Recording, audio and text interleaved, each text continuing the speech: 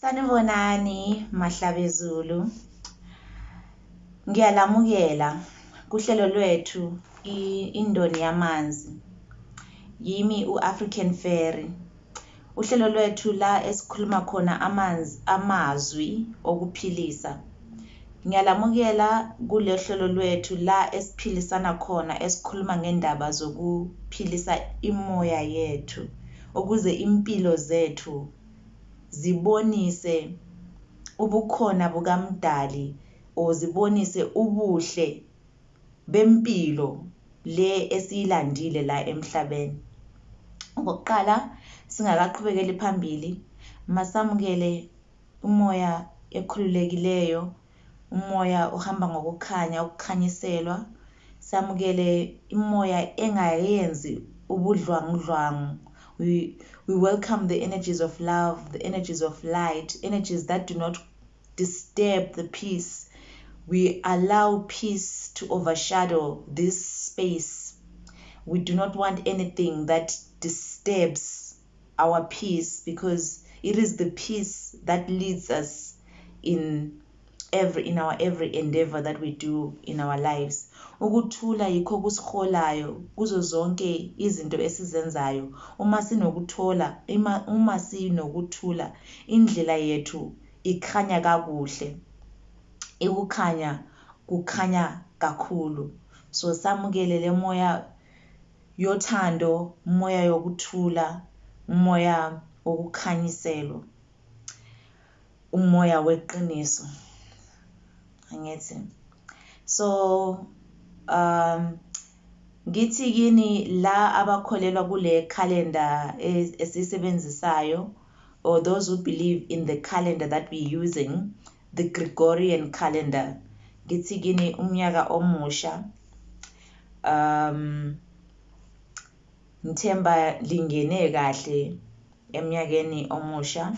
So ngifuna angithi liyakhumbula ukuthi kulama episode adlulile sike sakhuluma ngendaba yokuba i-calendar le esisebenzisayo manje iguquliwe. This calendar that we are using now was changed. Angithi. So as we are speaking lana siqhubekela phambili, ngifuna ukuthi ubambe emqondweni wakho ukuthi kunezinto ezenziwe ngumuntu emhlabeni and kunezinto ezenziwe nguNkulunkulu emhlabeni, and kunomahluko phakathi kwalezo zinto. Angithi.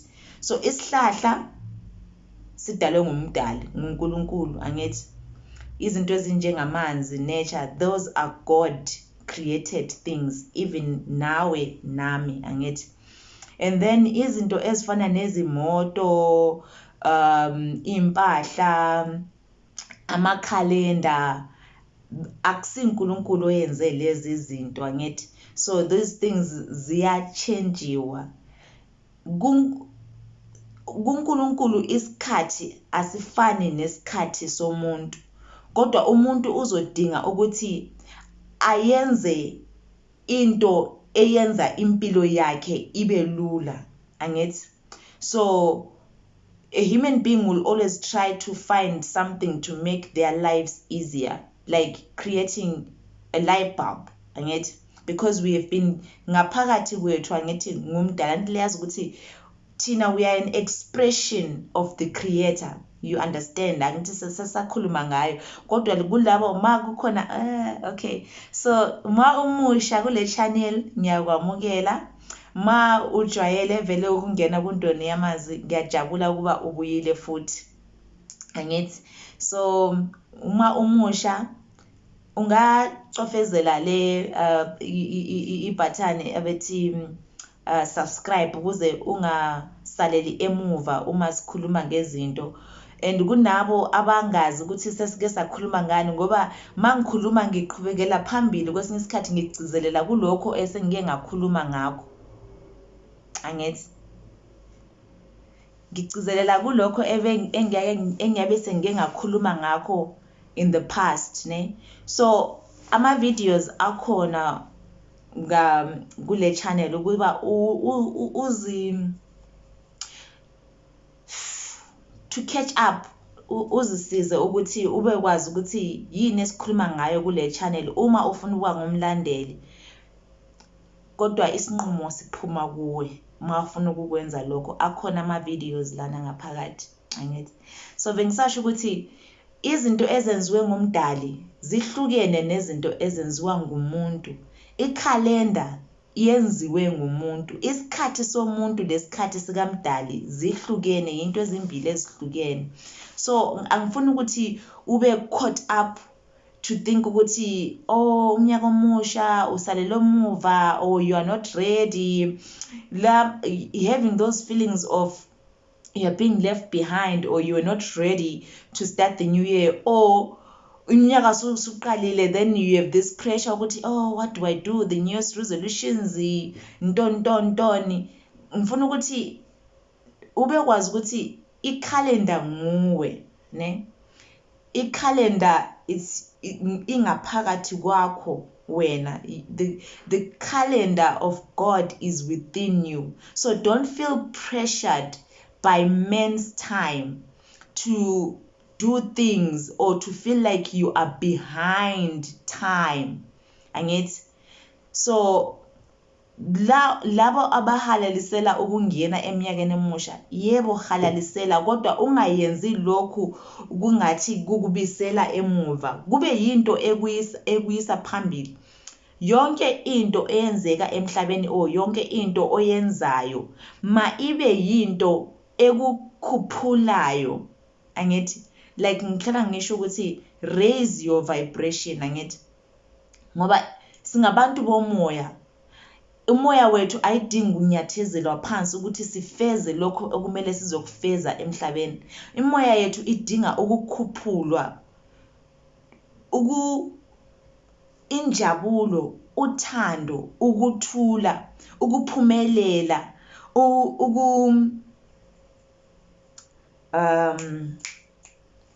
izinto ezinhle. Imoya yethu ukufeza, ukwakha ngezandla zethu, ne? So imoya yethu ifuna ukwenza okuhle. So uma into isikwenza ungafili kahle, ungazizwa kahle, ingathi usudanile, uzwe ingathi yazini. So everything should make your spirit be uplifted. If you're doing something, make sure that is something that's going to benefit your soul, your spirit. I'm not saying ukuthi sonke isikhathi uzozizwa ungumuntu ophakamisekileyo, or you're going to always feel like, oh my God, everything is so good. No, it's not going to be like that all the time. Impilo vele inama ups and downs. Kwamele sizwe yonke imizwa. Angithi ngasho ukuthi imizwa yindlela yokuthi sazi ukuthi okungokwami yikuphi, okungasikho kwami yikuphi. Angithi. So uma into ikujabulisa ngeyakho, uma into ikukwatisa hlukana nakho, akusikho kwakho. So uma ikhalenda isikwenza ufile engathi usalele emuva, hlukana nakho. Iya ngaphakathi uzitshela ukuthi mina ngisesikhathini esikahle, ngihamba ngesikhathi somdali, ngifeza lokho okumele ngikwenze ngalesi sikhathi okumele ngiseze ngakho. Uma ungakhonanga ukufeza lokho, ungazishayi umoya. Don't beat yourself up ngokuthi you didn't manage to do ezinye izinto. Always know ukuthi you are on divine timing. Angithi. But I'm not saying ukuthi don't pursue your goals and think there's a difference between laziness and knowing that you are on divine timing. Angithi. So as sisakhuluma ngecalendar, so leyo mnyaka esiudlulile, ne? So in this Gregorian calendar, angithi manje sisebenzisa i-Gregorian calendar. I-Gregorian calendar iyenziwe ngumuntu abathi uGregory. So bambiza i-calendar ibizwa ngaye ngoba nguye oyenzile. Angithi ukuthi ihambe ngalendlela.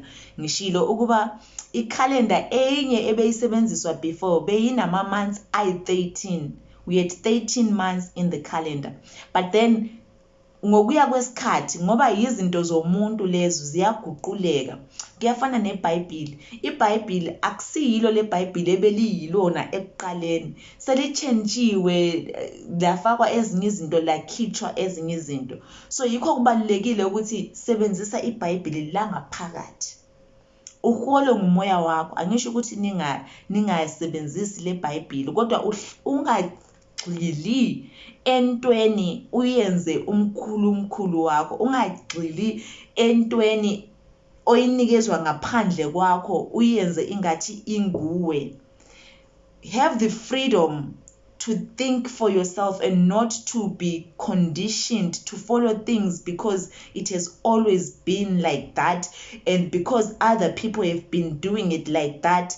So just because into has been done the same way for thousands and hundreds of years, it does not mean it's the right thing to do. Same as izinto zama-tradition or cultural. Just because into beyenziwa since nini ngabokhokho bakho, ngabomkhulu, ngabobani, ngoba bebeyenza kanjalo, akuchaza ukuthi lento le abebayenza yinto elungile or yinto ehamba ngendlela yokuthi umoya wakho uphumelele. Angithi? So you have to train yourself to go inside, ngoba masilana emhlabeni we are not all the same. Ungabe uzalelwe emndenini wakho oyenza izinto ngenye indlela kodwa awulandanga ukuzolandela lezo ndlela wena. Kahle emhlabeni we are all here to express the Creator in our different ways. So don't limit yourself ukuthi no, but tradition says this, or but the culture says this, or but religion says this, the church says this. Be a free spirit because that's what God created you to be. God does not want you to imitate someone else. God does not want you to be the same as another person. God wants you to be unique because you are unique. You are different from me. Ngihlala ngizama ukuyichaza yonke lento ukuthi omunye nomunye usezingeni lakhe. Omunye nomunye ulande ukuzofeza akulanda ukuzokufeza la emhlabeni, and angazi mina ukuthi wena yini eyafakwa ngaphakathi kwakho, angeke ngazi. So ngeke ngithi wena landela mina ngoba angazi ukuthi wena i-blueprint yakho ithini. So always have an open mind, then you will see ukuthi indlela yakho izovuleka, okwakho okumele kwenziwe nguwe, kufezwe nguwe la emhlabeni. Again, ngoba into isineminyaka iyenziwa ngendlela eyodwa, akuchaza ukuthi leyo nto kumele iyenziwe ngaleyo ndlela. Izikhathi ziyaguquka, umhlaba uyaguquka. So uma uzoba umuntu ongafuna ukuguquka lesikhathi or nomhlaba, uzothwala nzima, uzoba nobunzima emhlabeni ngoba kwamele umoya wakho uwazi ukuthi there is change. Yikho ngithi imizwa ungayivumeli ukuthi ikubuse, ngoba imizwa, you can't stay in one emotion uthi I'm angry at this person and I'll die angry at this person. It's not benefiting you. It's not benefiting your soul. It's your choice. So if you are uma ufuna ukukhetha ukuthi ulandele lezi zinto bese ezivele zihleliwe before wena, or uma ufuna ukulandela le ukuthi we bowuzonda or uma wakho bekazonda uzibani nawe so uzofuna ukumzonda ngoba ubekazonda uma wakho, it's your choice. So yonke into emhlabeni is all about choices. Angithi?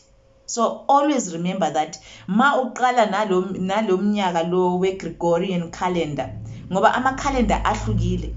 Enye i-calendar iqala ngo-April, ithi umnyaka omusha uqala ngo-April. So expand your mind and find ukuthi what resonates with your soul. Angithi? Find ukuthi what is it that my soul longs for. So ma uqala lo mnyaka usebenzisa i-Gregorian calendar, choose izinto eziphakamisa umoya wakho if you see ukuthi into le iyakunyathezela phansi, change. You are allowed to be flexible as a human being.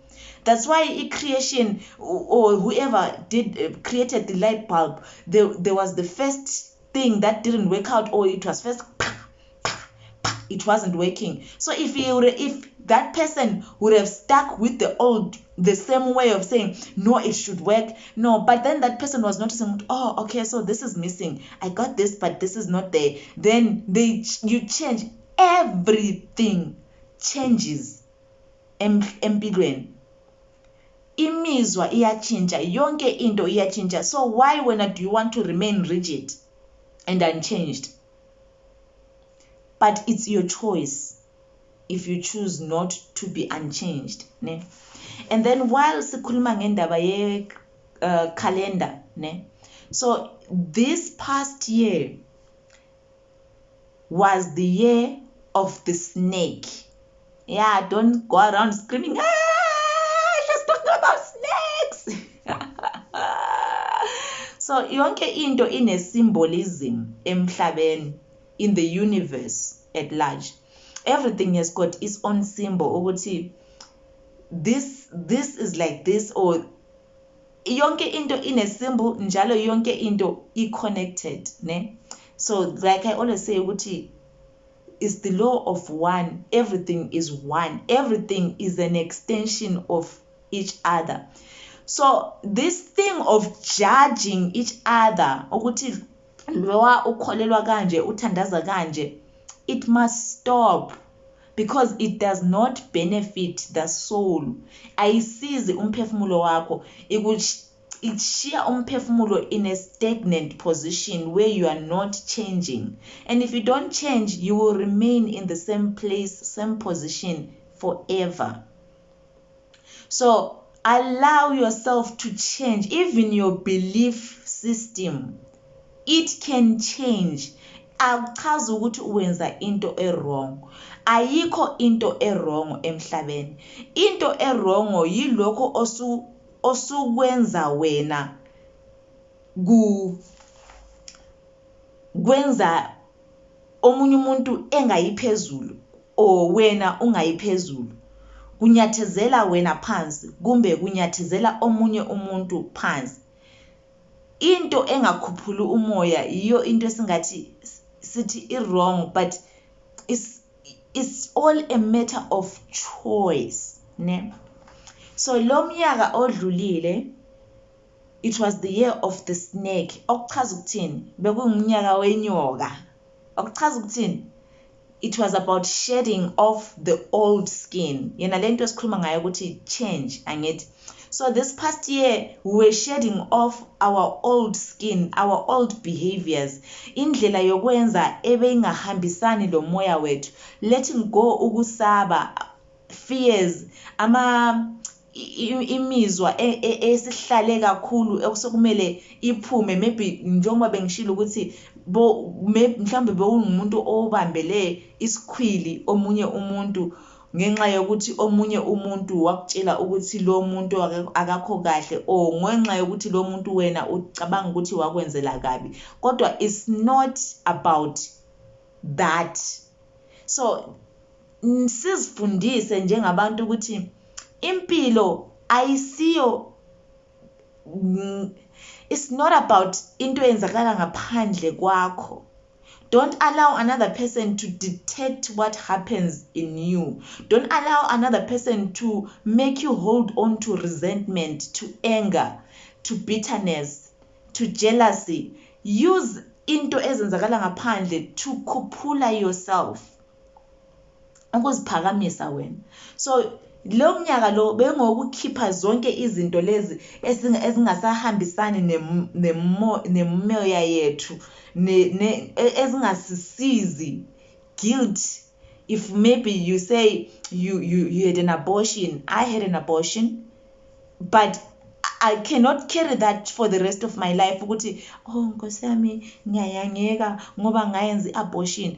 Cha, I have to let that thing go so that my spirit and my soul can be free. And ufeze umoya wami uthola ithuba lokuthi ufeze lokhu olande ukuzokufeza la emhlabeni. I can't stay on guilt and shame for the rest of my life and fail to accomplish my purpose because of those feelings. I have to shed them. Or let's say feelings of anger, or but in grief. My father passed away, and I cannot grieve my father for the rest of my life. There has to come a time where I let the grief go, because it teaches me something. Yonke into emhlabeni, it comes to teach us something. Then we let it go. Then we move on to the next level. Angithi? So manje sesingena kumnyaka we-horse, umnyaka wehashi. So lo mnyaka odlule bekuthiwa is the year of number 9, ne? Number 9. 9. Number 9. So yiyo le umnyaka wokuhluba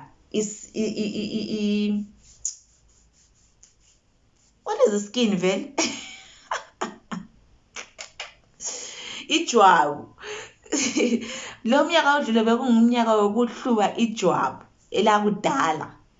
Njengoba inyoka iyahluba, so yikho ngithi it's not about the snake. So teach yourself to listen without judgment, and don't listen to judge. Listen to understand, and if it does not resonate with you, let it go. It's not yours. And mase seselapho vele lento le channel le ayisiya yayo wonke umuntu, ngihlala ngisho njalo. Mhlawumbe nje ngikhuluma nomuntu oyedwa lana, ngoba mina lana I'm just sharing my experiences, indlela yami engihambe ngayo, ukuthi omunye umuntu ohamba ngendlela efana neyami ongakwazi ukuthi ajikeleze kuphi, which way to turn. Ngifuna ukuba yizwi lakhe ukuba akwazi ukuthi uma uhamba jika left, jika right, jikeleza angithi. So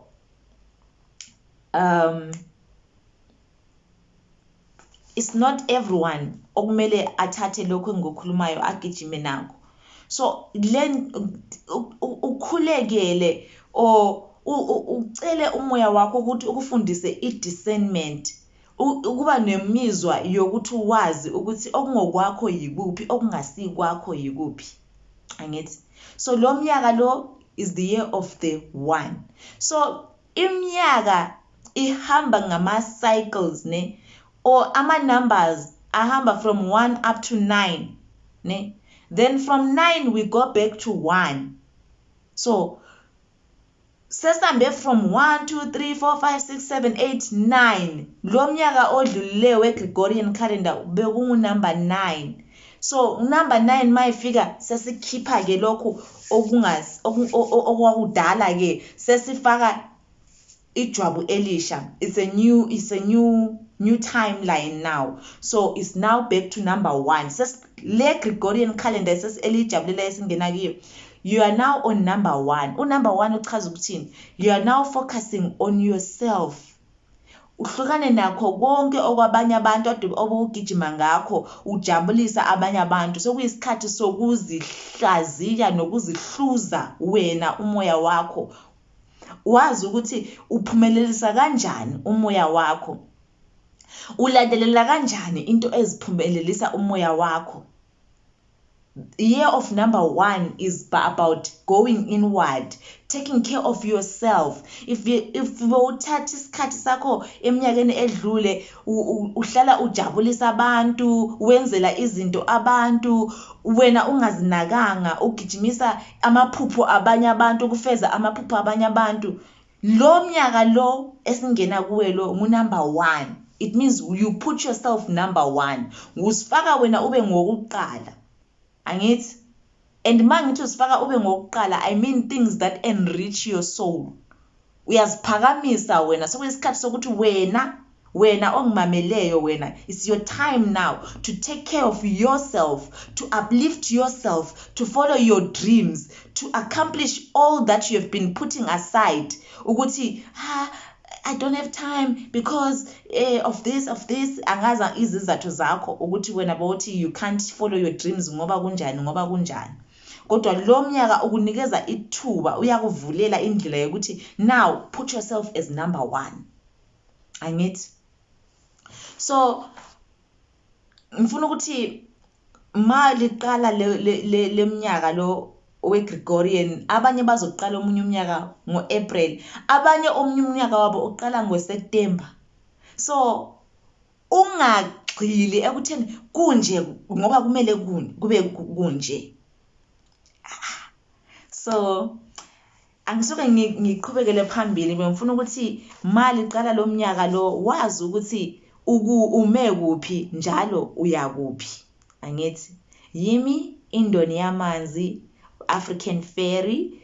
Ngithemba impilo zeni zizoqhubeka ngendlela okumele ziqhubeke ngakhona, ezidalelwe ukuba zizoqhubeka ngakhona la emhlabeni. Ungabi nendaba nokulahleka, don't be afraid. Kahle kahle let go ukusaba. Angithi? So bengithi ukusaba akukhuphuli umoya. So ithi ngichazele kahle kanje. Mina ngikhule ngingane ebeyisaba ngoba indawo la engikhulele khona beyingikhulisa ngokusaba. Ngithi so la engizalelwe khona bengingavunyelelwanga, umoya wami bewuzizwa ukuthi awuvumelekanga ukukhululeka. So ngikhule ngi-shielded, ngiphila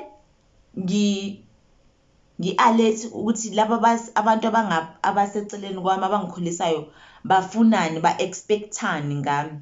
So mina ngingumuntu lo ukuthi ngiyezwa ngathi ngasho ukuthi kule video engayishoyo ukuthi senga-accept ukuthi mina I'm someone who hears things that other people don't hear. I see things that other people don't see. So from ngisaseyingane, ngisasengumntwana omncane, I was aware ukuthi lo muntu uzwa kanjani, lo muntu uzwa kanjani, to the extent yokuthi vele ma ugula ngiyathathela umkhuhlane wakho uze kimi, ngoba there are people like that who are sensitive. Sensitive is not a bad thing, ne? So people who are maybe like water signs, zokhuluma futhi nge-astrology, lingasho ukuthi ukhuluma nge-astrology. If it's not yours, leave it, ne? So yikho ngisho ukuthi astrology, everything is one, yonke into iyi-one, sonke sikhuluma ngento eyi-one. Omunye umuntu engabe ekhuluma ngenye indlela, omunye umuntu uzoyizwa naye ekhuluma ngenye indlela. Namanje mina mangikhuluma angeke ngikhulumele umuntu ePakistan, angeke angizwe kahle, kodwa ma uPakistan ezozwa omunye uMpakistani ekhuluma uzomuzwa kahle, but mhlambe sikhuluma ngento eyodwa. Angithi? So everything is one. Thatha okungokwakho, hlukana nokungayisikho kwakho, ne? So abantu abazalwele the Cancer, Scorpio, Pisces banokuzwa imizwa yabantu ngoba bangamanzi, amanzi ngama emotions, imizwa. Angithi amanzi anamandla yokuphamisa imizwa, yokuphamisa abantu. Niyazi ngithi amanzi ukuthi abantu abaningi bayisebenzisa amanzi nje to do izinto eziningi. Amanzi uyaphuza, amanzi ugeza ngawo, amanzi uthandaza ngawo, amanzi uyazivikela ngawo, you cleanse, it's water. So ama-water signs, Scorpio, Pisces, Cancer, sinokuthathela imizwa yalokho okwenzakalayo eceleni kwethu. So mangikhula mina, I was very aware ukuthi le environment le ngifuna vele ngingabi yilokho engadalelwa ukuthi ngibe yikho khona. So ngakhula vele ngisesaba. I was not able to express myself. I could hear that kumele ngiphile ngale ndlela. So bengingumuntu very aware. Namanje I'm very aware ukuthi this person expects me to live like this person. So for a long time, because I was hyper tuned to ukuthi abanye abantu bafuna ngibe njani, bengisizwa ukuthi lo muntu lo akafuni ukuthi vele ngizibone ngathi ngcono So because ubekangikhulisa lowo muntu nami bengizehlisa ngizifake ngaphansi kwakhe ngimbonisa ukuthi vele angifuni ukuba ngcono ngiright ngila ngaphansi kwakho. Even nama friendships ebenginawo mangikhula I could feel ukuthi mangizathi ngifuna ukuthi ukukhanya kwami I want to let my light shine. I could feel ukuthi no, umuntu lo engimngani naye akafuni ukuthi mina ngikhanye, ufuna ukukhanya yena, mina I should shine the light on them and then compliment them. Oh, you're so beautiful. Oh, so I learned to be to succumb to what my environment expected me to be. So because of izinto ezinjalo, I was bullied at school. I was that child who grew up afraid, living for other people. I now, because of indlela engaphila ngayo engakhuliswa ngakhona, bengiyi people pleaser. So bengiphilela ukujabulisa wonke umuntu ongaphandle kwami, but angazi, not even once engeke ngazijabulisa khona mina ukuthi ngiyenza lesi sinqumo ngokuthi siyangijabulisa. All the decisions ebengiwenza empilo yami bekuyikuthi lo ongikhulisayo, lo oseceleni kwami uzwa kanjani, ne? So because it was fear. But do not be afraid. Laba bakholelwa in the Christianity, I don't know ukuthi iBhayibheli listressa kangaki ukuthi do not fear, do not be afraid, do not fear. It's not right to live a fearful life because you will never accomplish that which you came here to accomplish if you are living in fear. If you are not living your life for yourself to please other people, you will never do the things that God called you to do la emhlabeni. So you have to snap out of that people pleasing mentality. Let me tell you something, it's not going to be easy to break out of it because abantu bonke sebejwayele ukuthi wena vele ungaphansi kwabo.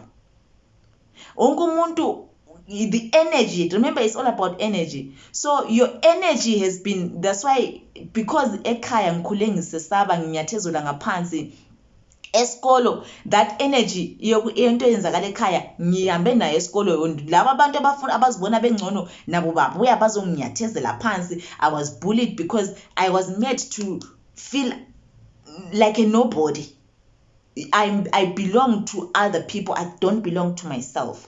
So now, from I think 2 years ago, that's when I started taking this step of saying, no, I cannot live for the world.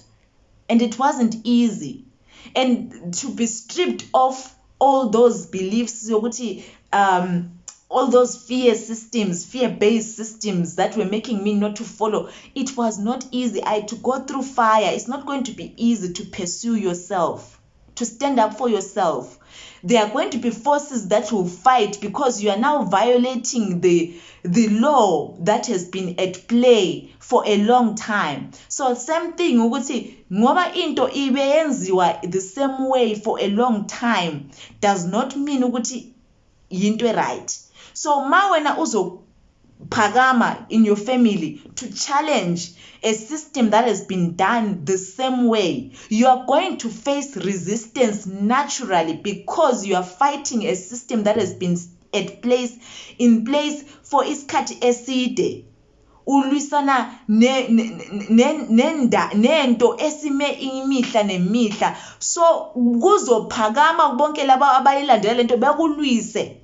So manje wena usufuna amandla ukuthi ume uthi ningaze ningilwise angiguquki angichange. There are a lot of drastic measures that I had to take mina ukuthi ngizifeze ukuthi ngingubani and not be shaken ukuthi bazofila kanjani abanye uma sengiziphakamisa mina ngithi I want to follow what I want. I have a mission. I didn't come here to follow someone else. I didn't come here to follow the norms of other people. I came to express my creator, the gifts that my creator gave me. There are gifts that I have suppressed, because sengilandele ukuthi I should be an accountant because ukuba accountant kubhadala more. I should be a lawyer because ukuba a lawyer is like this. No, I am a poet. I am a writer. I am a singer. I have those gifts. I'm a speaker. So for me to stand up, it wasn't easy. So mlaleli mangumamele, don't think ukuthi just because ngithi phakama kuzoba you just, oh, let me stand up, then uyaphakama uye kitchen. No, there are forces that will try to press you down ukuthi ungaphakami.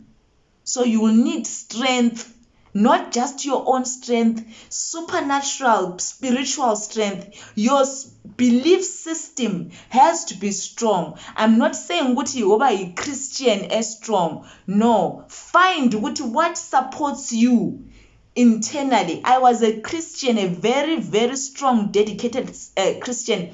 From the time I opened my eyes, I was born in a Christian home.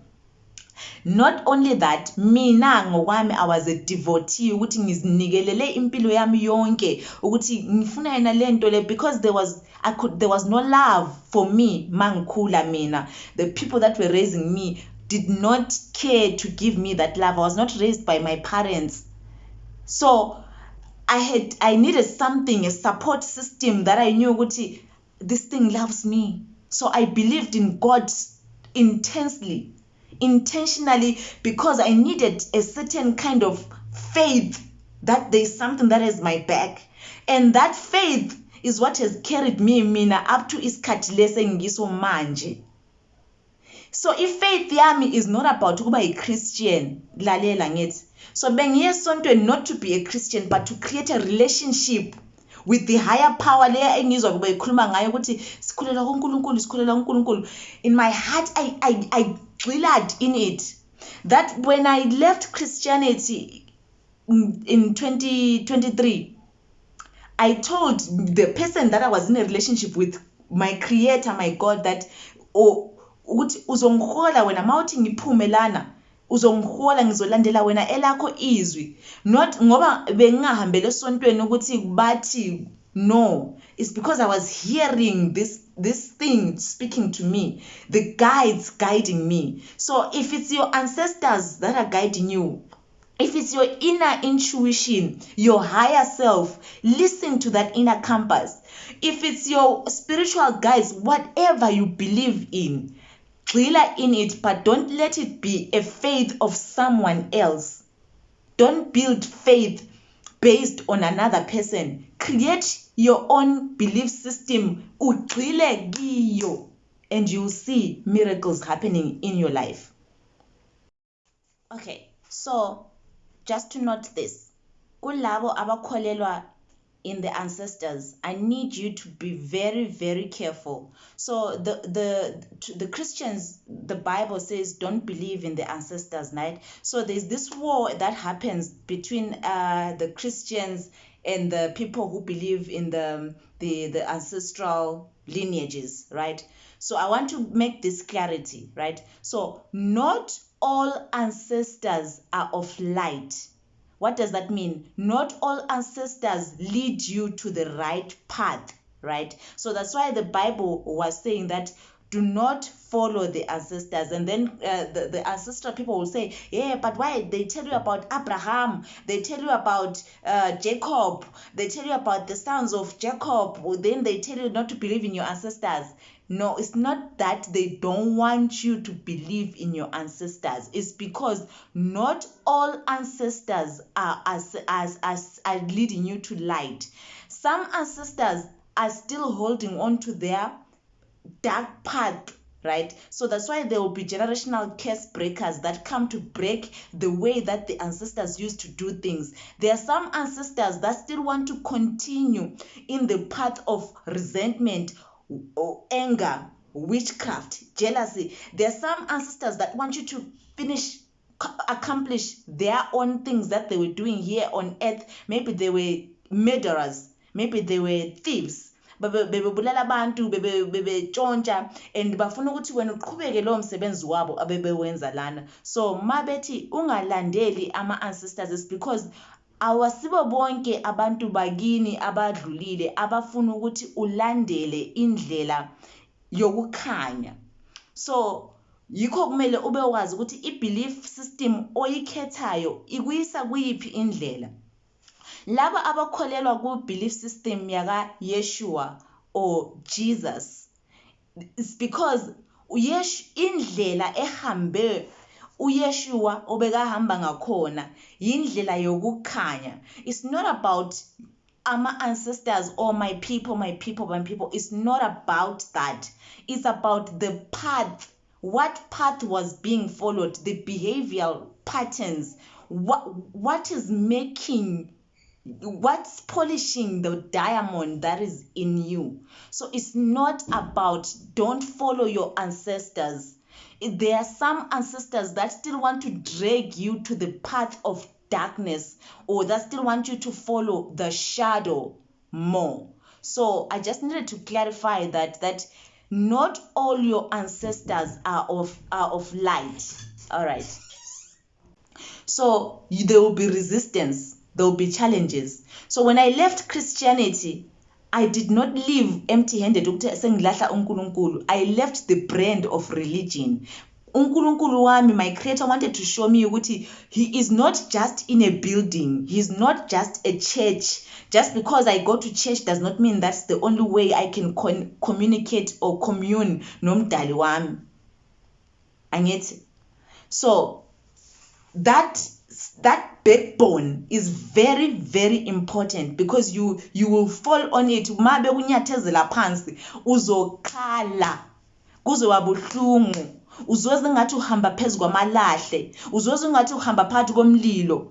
Kodwa uma uhamba nale backbone of whatever you believe in, they will hold you up. Your ancestors, your spirit guides, your angels bazokuphakamisa, bazokuqinisa. Mina bengihlala ngifuna ukuzibulala, I wanted to commit suicide. I think ever since I became aware of life, because impilo yami beyibuhlungu, izinto bezibuhlungu. Not only that, ngoba I'm a sensitive person, I was taking imizwa yabanye abantu. Ma omunye ezizwe ngathi uyazizonda, ngahlangana nomuntu ozungani they hate themselves, ngahlala eceleni kwakhe, nami I feel like I hate myself, and I did not know how to separate myself from other people, because I have a gift of feeling what everyone feels.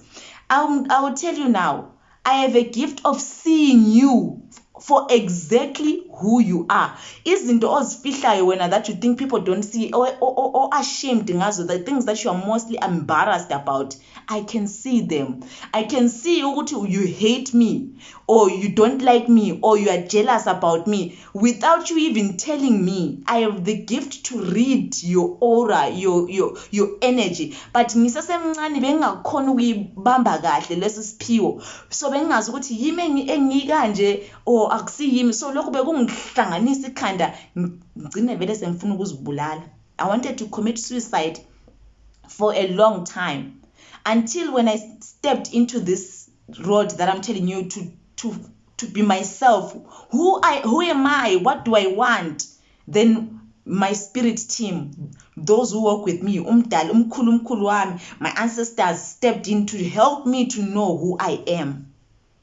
So when you're going to church, don't make it a joke. Ungahambi kuya gossip church ukuthi ubani begqokene, ubani uthenga imoto kabani, ubani ujola nobani. Don't play, because your spiritual backbone is what makes you to be able to walk your path and fulfill your purpose la emhlabeni, and actually accomplish, to be wealthy, to have wealth.